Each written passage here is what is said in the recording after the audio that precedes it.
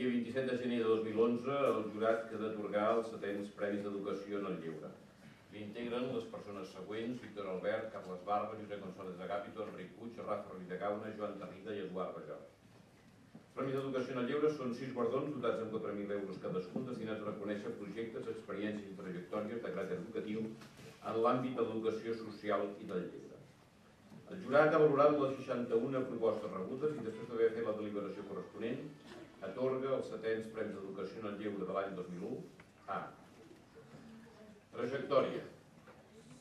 Pel fet de ser una revista editada en català des de l'any 1971, que ha contribuït en aquests 40 anys a la pràctica de l'educació en el lleure a Catalunya, a la reflexió pedagògica i a la normalització lingüística.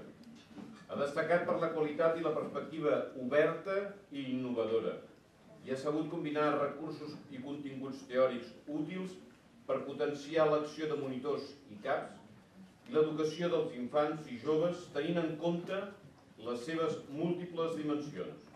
Es tracta de la revista Estris, de la Fundació Pere Tarrés de Barcelona, recullen el premi Maria València, presidenta del Moviment de Centres d'Espai Cristians, i Quim Moreno, director de la revista.